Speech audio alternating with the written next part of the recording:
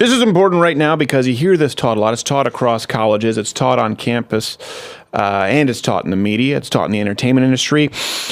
Today, whenever we're talking about the unspeakable acts committed in the name of Islam across the world in record numbers, what is it that we're inevitably told? But the Crusades. All right, don't ever use that voice again. But the Crusades. As a matter of fact, it's so commonly used. Here's a montage. Remember that during the Crusades and the Inquisition, people committed terrible deeds in the name of Christ. Why are only Muslims mentioned in talks about religious extremism? Did y'all forget about the KKK? Westboro Baptist Church, Crusades. We all have the bad seeds in the family. Why? The Muslims didn't go up from Jerusalem and march up to Europe to attack Christendom. No, the Christians marched down to Jerusalem to attack the Muslims. The Crusades and the Inquisition. He went to the big ones, the ones where it's like everybody agrees. Woo, that was f***ed up, wasn't it? And a lot of you probably believe that too, so it is time to get your paper plates, knife, and fork ready because we're about to have a sacred cow cook-out.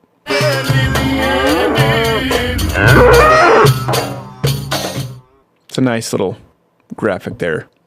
Sure to get us some letters. So let's get through these myths. If you've been taught about the Crusades, I'll call them the Second Crusades.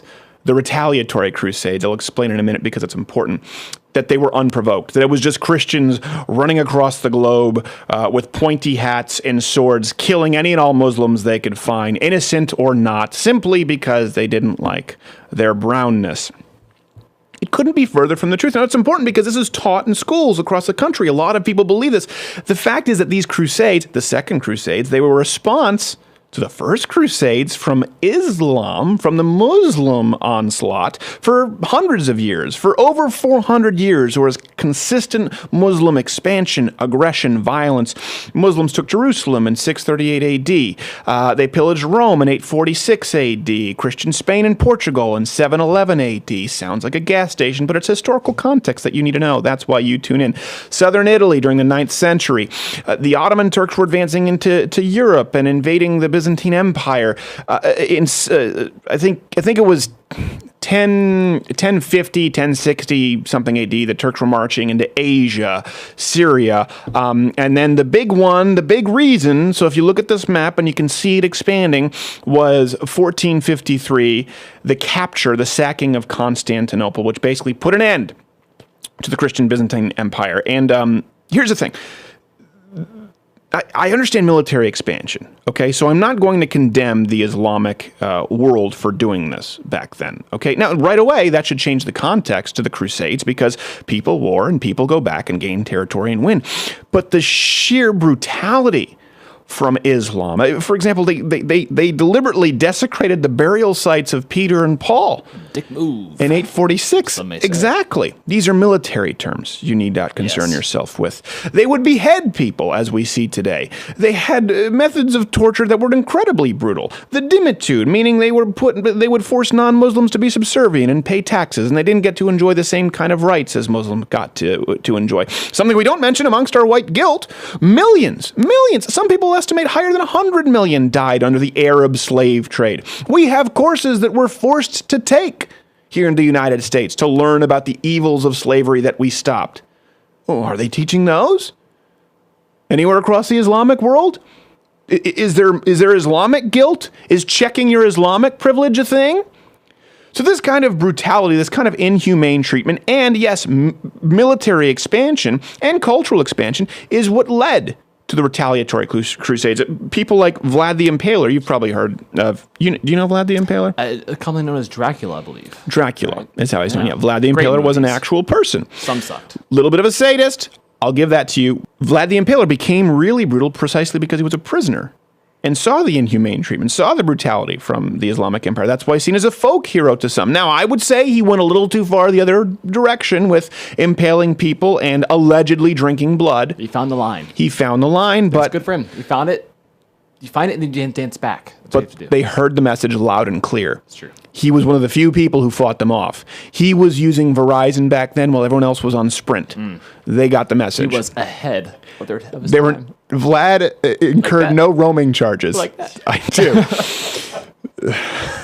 So all of this is what led to the Pope putting forward the idea of a Christian crusade for the first time that kind of gave license to killing people who weren't Christians because they were facing the extinction, potentially, what they thought of their culture, of their way of life, to who they saw to be barbarians at that point. And it's important to remember that the Crusades, the retaliatory Crusades from the Christians at that time, met the criteria of the just war clause. They were thought of as an act of love in response to Muslim aggression. Historically, they met the criteria that was necessary. So that's a big myth that we know. Another one that we hear a lot, and that context matters, is that the Crusades are some sort of a source of modern Muslim aggression or angst toward the West. There are terms out there, often parroted by, of course, the Young Turks, Reza Aslan. Did any of you learn this in college where they talked about when Christians took Jerusalem in 1099? I should say, took back Jerusalem. Yeah. Which is really what they wanted to do. They'll teach you when Christians took Jerusalem in 1099. No, when they took back Jerusalem. Kind of like when people talk about the War of 67 when Israel gained territory. They don't talk about how many countries, was it Egypt, Jordan, I'm going to remember the third one, were teaming up to eviscerate them, and Israel just happened to kick their asses and took their land for protection. It's left out. So when Christians took back in 1099, you've heard this term, right? That their siege of Jerusalem, blood. They had blood up to their knees. You might have heard it. It's a term thrown around a lot. Even so much so that Bill Clinton said this after 9/11, mind you. The context matters. In trying to be sympathetic and show his tolerance and how progressive he was to the terrorists and terrorist supporters across the Islamic world, Bill Clinton had this to say: those of us who come from various European lineages. Can you do it in Bill Clinton? Yeah, try that. Are not blameless. Indeed, in the first crusade, when the Christian soldiers took Jerusalem, they first buried a synagogue with 300 Jews in it. I was going to say that's unnecessarily dark to do it in a Bill Clinton voice. And proceeded to kill Muslim women, Muslim children, at the Temple Mount. I want to get down to the part where he said, the description of the event describes soldiers walking on the Temple Mount, a holy place to Christians, with blood running up to their knees. The common term, he reiterated it. I can tell you that story is still being told today in the Middle East, and we are still paying for it right after 9/11. First off, that's physically impossible for blood to be up to your knees, of course. And by the way, it may sound like we're trying to take something literally that they meant figuratively. No. They will teach this in college literally, and Bill Clinton meant it literally. Steve Weidenkopf pointed out that this is not only physically incapable, but corrected the record regarding the Jerusalem battle. Standard practice at the time dictated that a city that refused to surrender at the sight of a sieging army would suffer any and all consequences of a successful siege. This is why many cities back then agreed to terms before commencement of this siege. It doesn't mean all Muslims did that. They didn't necessarily follow the rules of war. As we've seen now, they didn't really follow any civil rules of engagement. The point is, 11th century warfare was harsh. This shouldn't be a surprise. Yes, the retaliatory Christian crusaders did kill many inhabitants, but the events are not out of the ordinary. And modern accounts, like Bill Clinton, when they throw it out there, they're used to stir up backlash against the West. They're the ones who are stirring the backlash up against us here in the Western world. They're the ones who are encouraging people in the Islamic world to use it as an excuse, because the Crusades were largely forgotten and they weren't used as justification for ISIS, for Taliban, for take your pick for that rule of the day. And here's something I would like to put forward. You know what? Not only is it understandable now, given this context, that the Crusades occurred, the Crusades were necessary. They had to happen. I'm not condoning the loss or the taking of innocent life deliberately, but the Crusades as a military and cultural response needed to happen because they happened precisely to stop the kind of barbaric behavior that you see in the Islamic world today. And you saw up until today in any other place where the Islamic empires were able to conquer. Let's talk about the Armenian genocide, where thousands upon thousands of people were killed brutally, including the crucifixion of young girls. Don't tell Cenk. I still don't know how Anna Kasparian sits next to him. Let's just don't talk about it. It only gets him mad.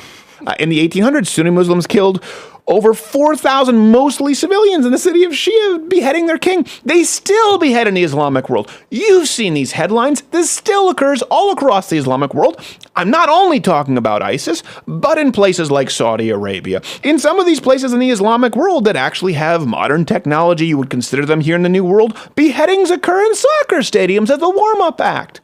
We get Beyonce's nipple, they get a head rolling around being kicked for a goal.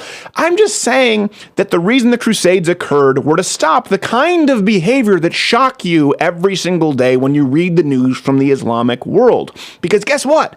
That was going to be the entire world. Even today, ISIS and their ilk are still forcing non-Muslims into dhimmitude with taxes and violations of basic human rights. And here's the main point. Whenever religious Islam has been given the opportunity to congregate, given a petri dish, in contrast to the rest of the modern world, to the rest of Western civilization, Europe, the United States, the Islamic world, when given the opportunity to civilize, when given more time, doesn't get better, doesn't make progress. It almost always gets worse. It gets worse.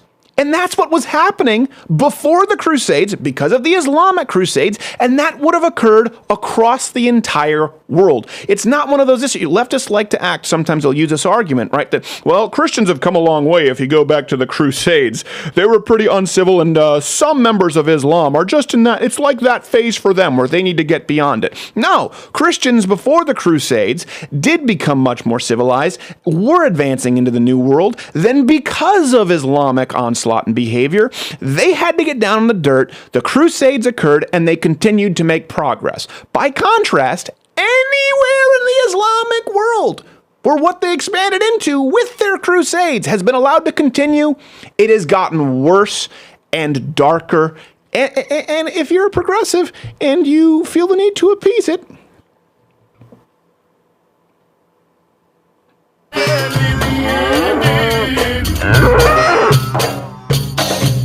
if you like this video, subscribe by clicking the button that says subscribe. If you're not aware of it now, there's no way you're learning the internet at this point. I'm not going to help you. But this was clipped from my daily show, available exclusively to LottoWithCreditor.com/MugClub members. If you're a student, military, or veteran, enter in that promo code. It's less than $6 a month, and you get daily content. No more clips, plus this hand-etched mug. Oh, when I feel it, I got a chill like on the inside.